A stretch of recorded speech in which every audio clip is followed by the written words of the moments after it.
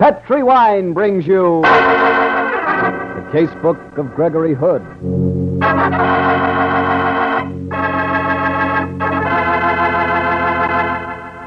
Tonight, the Petri family, the family that took time to bring you good wine, invite you to listen to the story of The Eloquent Corpse, another exciting adventure from the Casebook of Gregory Hood. But before we get started, I'd like to tell you about one swell dessert. Chilled fruit with Petri California Muscatel wine. It's really wonderful and so easy to fix. Just put chilled fruits in a dish and pour chilled Petri Muscatel wine over them. That's all there is to it. And is it good? You just couldn't ask for anything better than Petri Muscatel with chilled fruits. Just be sure you get Petri Muscatel. Petri Muscatel is such a fine wine, beautifully golden in color, with a marvelous, full, rich flavor. Believe me, Petri Muscatel is really good. And you can serve that Petri Muscatel proudly, because those 5 letters P-E-T-R-I spell the proudest name in the long history of fine wine. Petri.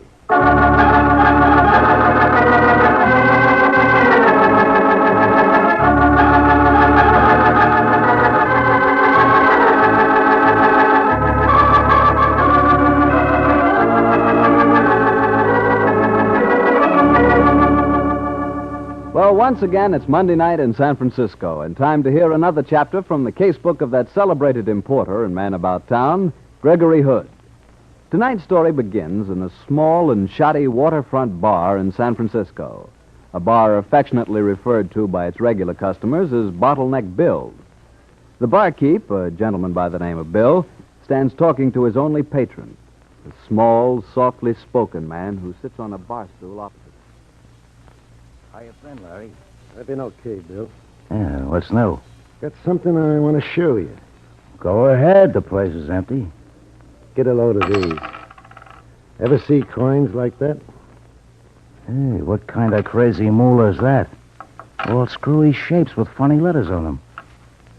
What are they, Larry? That's what I want to find out. I took them to a hawk shop on Market, but the guy acted kind of funny, so I scrammed. I got a hunch they're worth big dough. Where'd you get them, Larry? Now, you know better than to get curious like that, Bill. Okay, so they're hot. You know I don't handle that kind of stuff. Take it easy. I'm not asking you to handle it. And why did you come to me? Because you know people I don't. People that can be useful. Play ball, Bill, and I'll cut you in. What's the deal? You know that guy, Gregory Hood, don't you? Sure, I know him. He drops in here every once in a while. And all this old-fashioned, hardy-crafty stuff is his racket. He'd know what it's worth. If you think he'll fence for you, you're crazy. He's strictly on the level. All I want from him is information. You want me to take this stuff to him? He'd smell a rat. He might call in on the cops. This stuff's red hot, Bill, and it's liable to pop like dynamite. I gotta dress this up a little. They say this Hood guy's a sucker for dames. I figured we might send Norma. Wait a minute, Larry. Norma's my girl. Sure she is. But all I'm asking to do is go in and see this Hood guy. And I got the whole thing doped out. Now, here's what we'll do, Bill. And I bet he falls for it.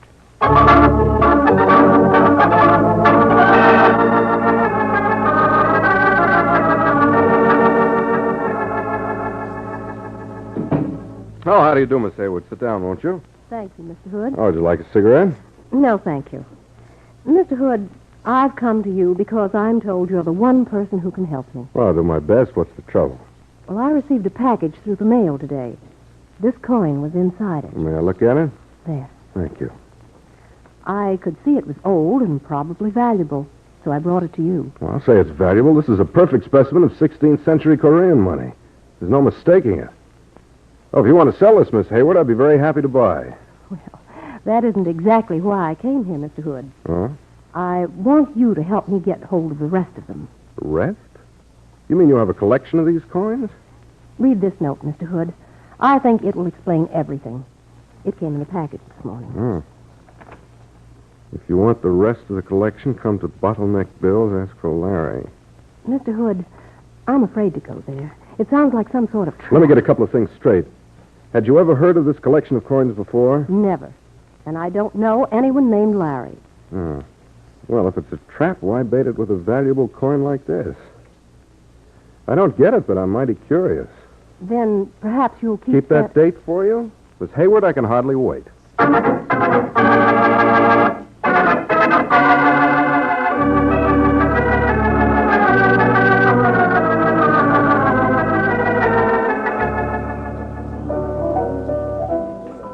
Hi, Greg. Hello, Bill.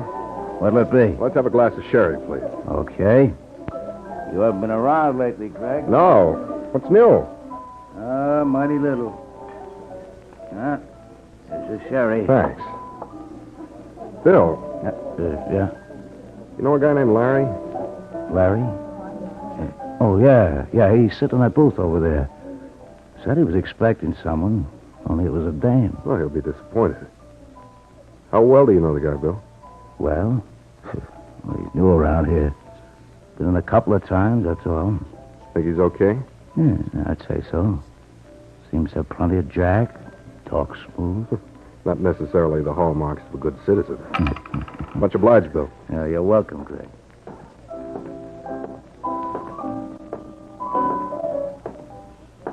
Larry? Yeah? I know I'm a poor substitute for Norma, but I'm keeping her appointment. Norma Hayward? What do you know about her? Recognize this coin?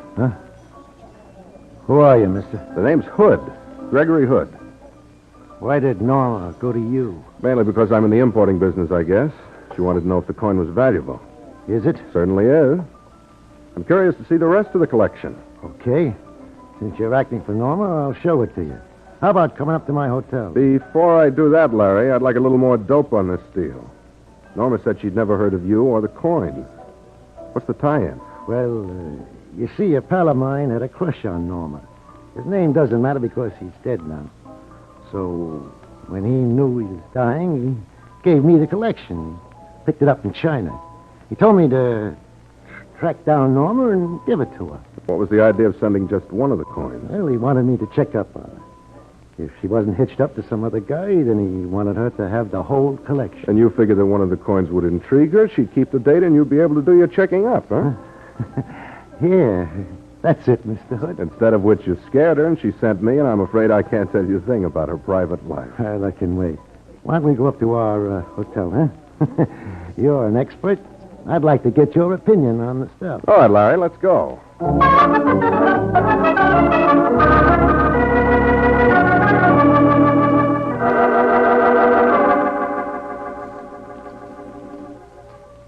Larry, this is one of the finest collections of ancient coins I ever laid eyes on. Valuable, huh? Yes, indeed. Look here. This copper coin with the square hole in the middle. That's Hien Feng period. This gold penny's English Henry III.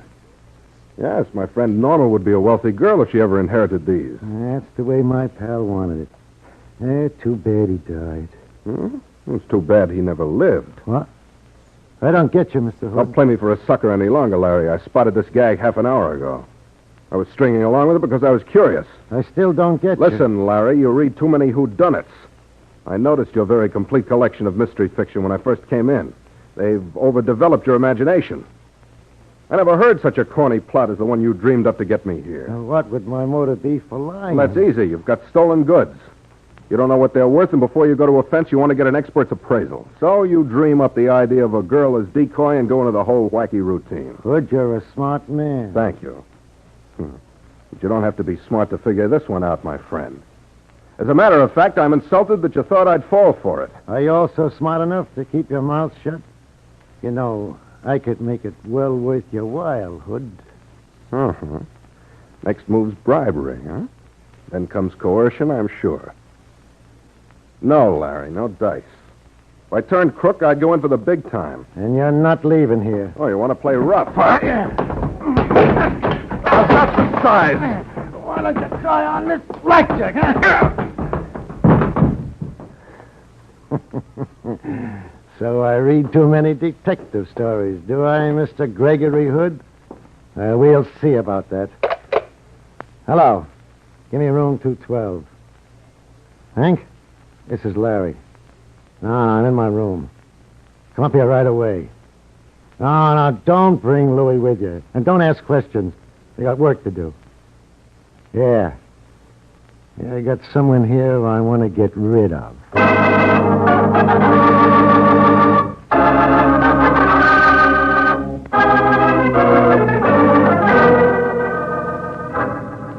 Who is he, Larry? A guy by the name of Gregory Hood. Why'd you let him have it? Well, he spotted my gag. He knows the coins are hot. He turned us in. Why don't we finish him off? No need to get mixed up in a murder rap, Hank. What are you going to do with him? We'll get him down the fire escape and into your car. And drive him out onto the Presidio and let him sleep it off. Then he wakes up and brings the cops straight here? Nuts to that. I'm the boss, Hank. And what I say goes. Didn't Louie and me help you in a snatch? Don't we stand to go on a spot with you if this guy slaps the cops on us? They'll come straight here. As soon as we got him out of here, I'm checking out and leaving town. Yeah? How about Louie and me? Supposing we don't want to blow town. Maybe you're thinking of going by yourself and taking a grab with you, huh? Why, you lousy double-crosser. That was your plan, You're wasn't it? crazy. Hey, what are you putting those gloves on for? 'Cause I'm going to finish this guy off. I don't want to leave no fingerprints. I'll give him a couple of jabs with his knife. He won't feel nothing. Hank, don't be a dope. Give me that knife. Yeah, try and get it. Give it to me. Okay, here it is.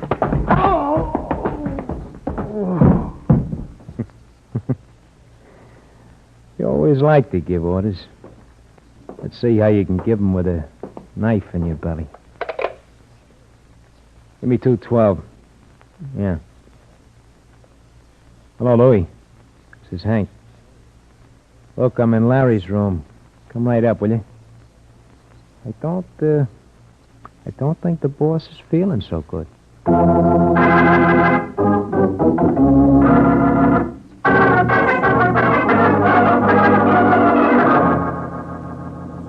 Say, Hank, why'd you slice him for? Yeah, he was going to blow town, Louie. Leave us to take the rap. He ain't dead yet. Here. Help me put these gloves of mine on the other stiff. He dead, too? No.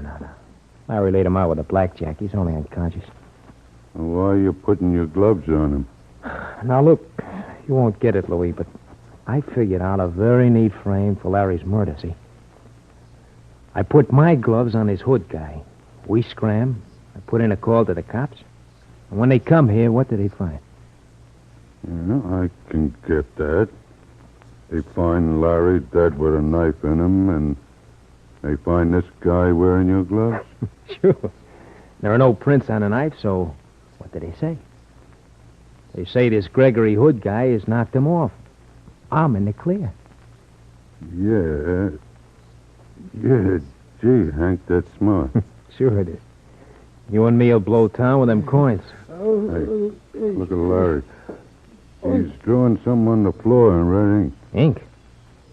Must have spilled when the table tipped over.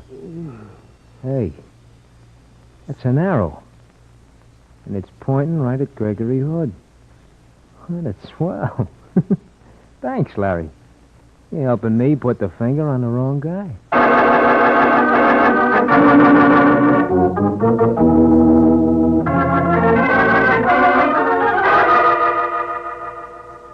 Hood and Company Importers.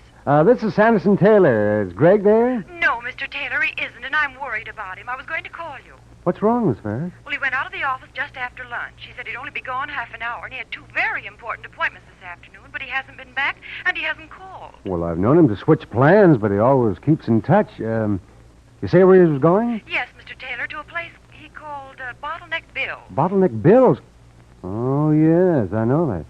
So that's a tough hangout. Thank you, Miss Ferris. You're going over there? Right away. Looks like one case of Gregory Hoods that I may have to solve.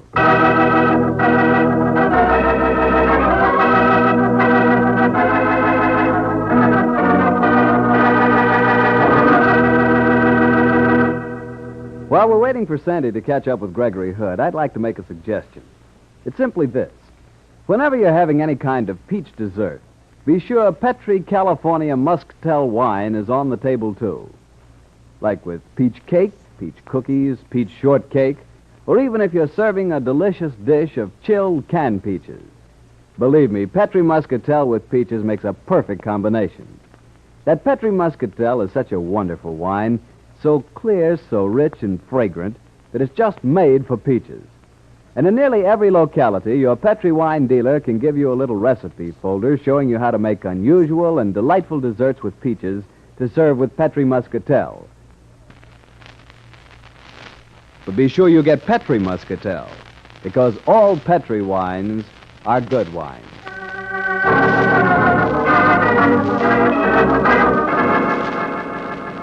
And now, back to the casebook of Gregory Hood and the adventure of the Eloquent Corpse.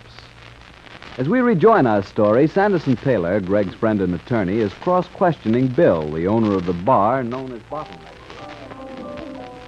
That's all I can tell you, Mr. Taylor. Greg was out with this guy about 2:30. Uh-huh. And you don't know anything about the man except that his name was Larry, huh? That's right. He's only been in here a couple of times. You don't know where he lives? No. Well, come to think of it, I'll tell you who might be able to give you the dope. Oh, yeah? Who's that? Dottie Bronson. This Larry was in here with her the first time he comes in. Oh, I see. You know her address? Yeah, I sure do. Let's see. 117 Denmark. That's right off Market. In Denmark. Dottie Bronson, huh? Well, thank you, Bill. I'm much obliged.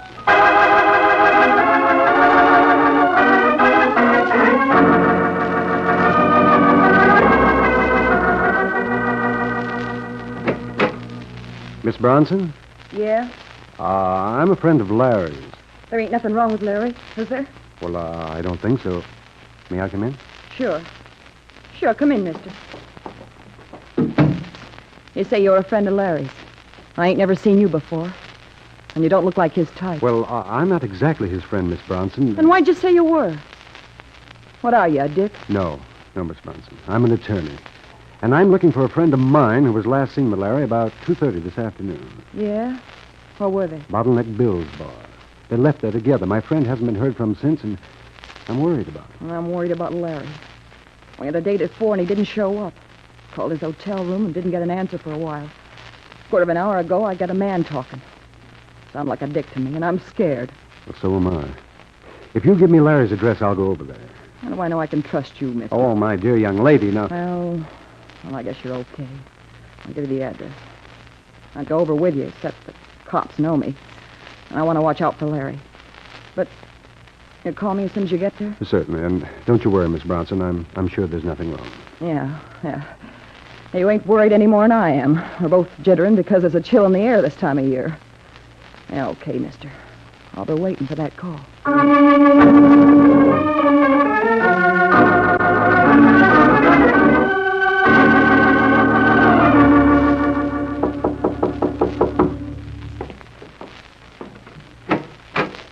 Mr. Taylor, I was wondering when you'd get here. Oh, Sergeant Barton, what's the homicide squad doing here? Plenty, and we're lousy with clues. They're even marked out on the floor for us this time. Come in, Mr. Taylor. Yes, thank you. Is Greg here? Yeah, but he's still napping, Mr. Taylor. The police surgeon's working him over. The surgeon? Oh, take it easy, Mr. Taylor. He's okay. Who's on this case? Lieutenant Silvers. Yes, it's a good thing I am.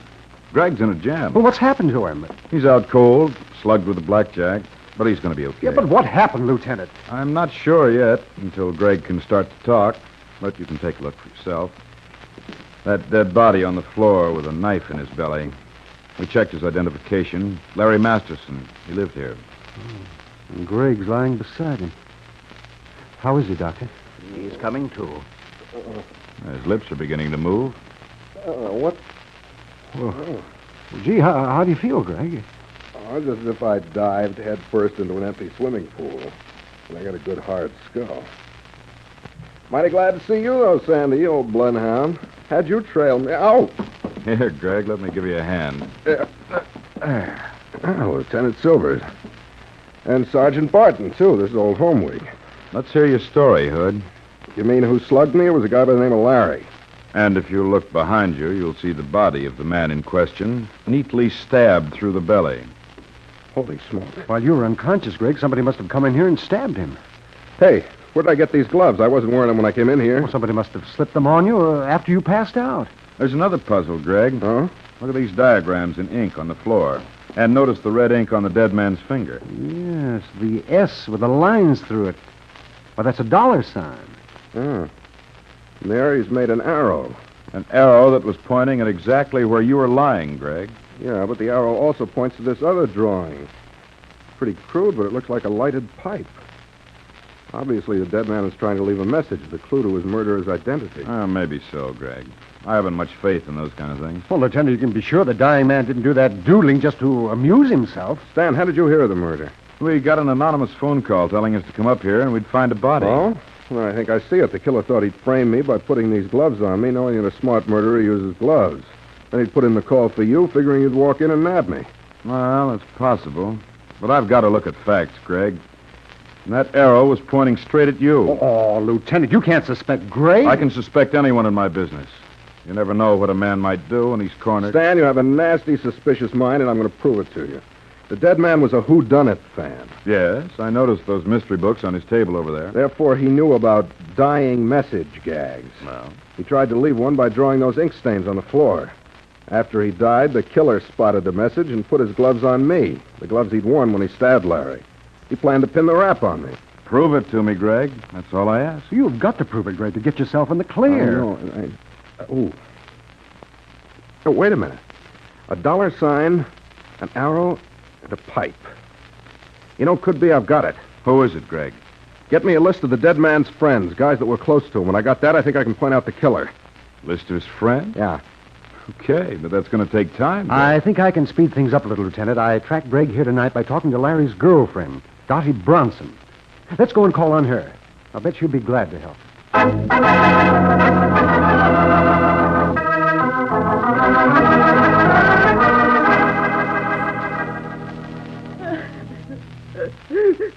Oh, come on. Take it easy, Daddy.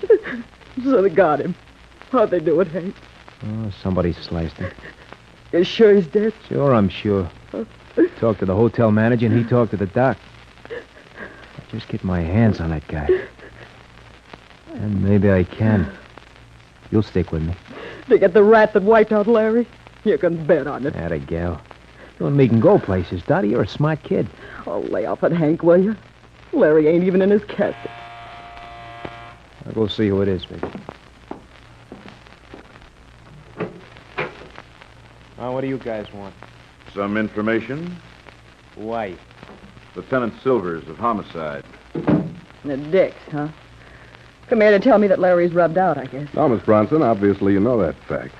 We've come here so that you can help us find his killer. Who are you? I know your friend. He's the attorney at law who forgets to make phone calls. Well, I'm sorry about that. Skip it. I asked you who you were. The name is Hood. I think I was the next to last person to see Larry alive. Ain't that pathetic? Did you bring a copy of his will? Take it easy, Dottie. We're here to help you. Yeah? Well, who can help me now? You'd like to find out who killed Larry, wouldn't you? Sure. What can I do? Listen to Mr. Hood. Maybe you can help give us the clue to the murder. Sure. I'll polish up the crystal ball.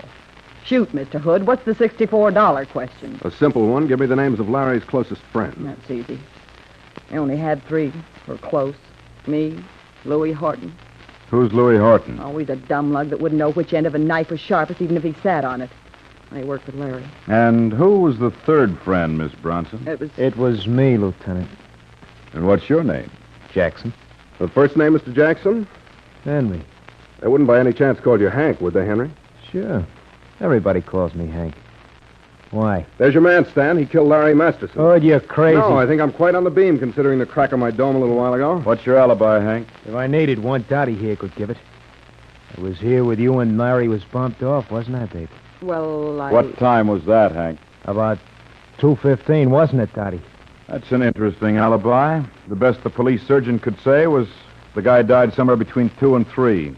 We didn't find the dead body until about 5:30, and we haven't released a word about time yet. Yeah, you're a little too ready with your alibis, eh? Now, listen, mister, I don't know nothing about this. No, nothing except that you killed him. Yeah, try and prove Sure I will. The gloves you planted on me had a slight flaw. There was a hole in the right thumb. There was a thumbprint on the knife, and it wasn't mine. It was yours. We checked it. Yeah, but Greg... In a minute, Stan. How's about that fingerprint, Hank? it. Which way was the print pointing, Mr. Smart Guy? Towards the blade. Sure. But if you stab a guy, the print'd point the other way. Only if it were a downward blow. This wound was up from under the heart in the best professional stabbing manner, which means that your print was just where it should have been. But there wasn't no holes in those gloves. Anyway, the arrow was pointing at you. That's enough, Hank. How did you know that if you weren't there? Well, you dirty louse. I was lying when I gave that alibi for you. I ain't seen you all day. And I hope I never see you again. Now, what do you say, Hank? We've got you every way. Okay. All right, I killed Larry. He was trying to double-cross me. He had it coming to him. Take me away, copper. I don't like the company you keep.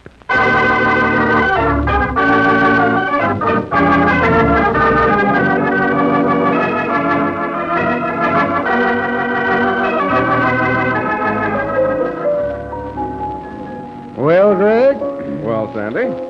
I can understand you're wanting a drink, but did we have to come back to bottleneck bills? Well, we came back for two reasons. I wanted to get an aspirin, and this is where I came in on this deal.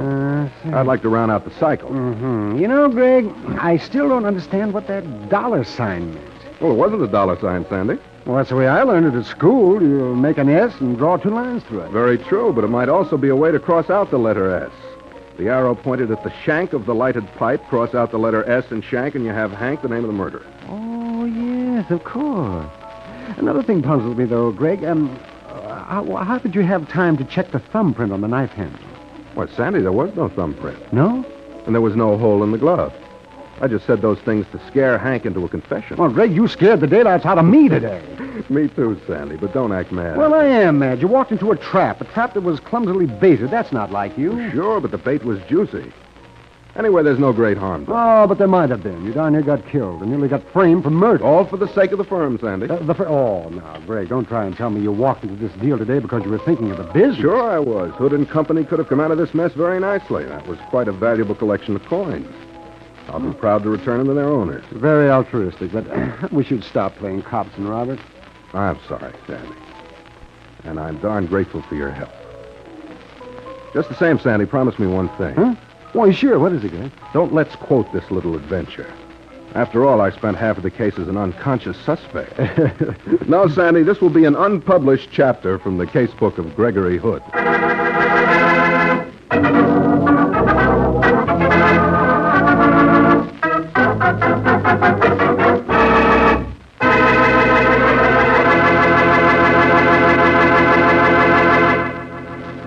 Well, Greg, you got through safely that time, but you're awful lucky Masterson left that clue. Well, yes, Harry, but of course there's always a clue somewhere if you can find it and figure it out. Yeah, but deliver me from figuring out clues as tough as that dollar sign in the pipe shank. Oh, you could do it. Now, don't kid me. Well, sure you could. For instance, suppose you're sitting at a table. Mm-hmm. On the cloth, someone has drawn with a pencil not a dollar sign, but a cent sign.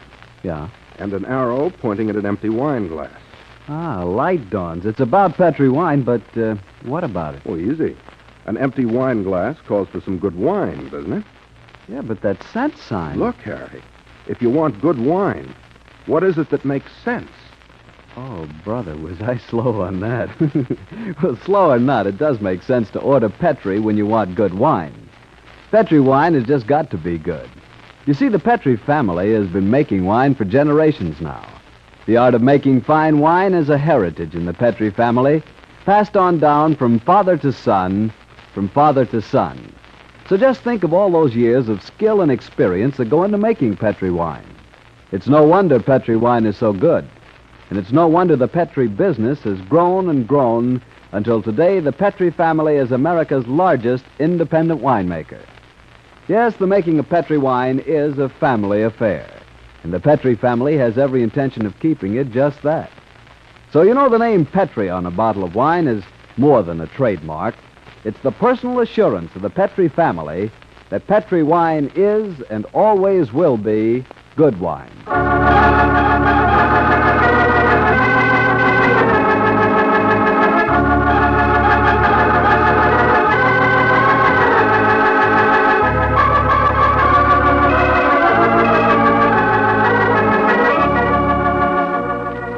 The Casebook of Gregory Hood is written by Dennis Green and Anthony Boucher. Original music composed and played by Dean Fossler.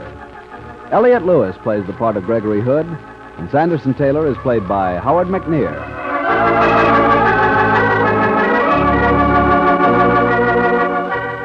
The Petri Wine Company of San Francisco, California, invites you to tune in again next week, same time, same station. The Casebook of Gregory Hood comes to you from our Hollywood studio. This is Harry Bartell saying good night for the Petri family. For a solid hour of exciting mystery dramas, listen every Monday on most of these same stations at 8 o'clock to Richard Davis, Private Investigator, followed immediately by the Casebook of Gregory Hood. This is the Mutual Broadcasting System.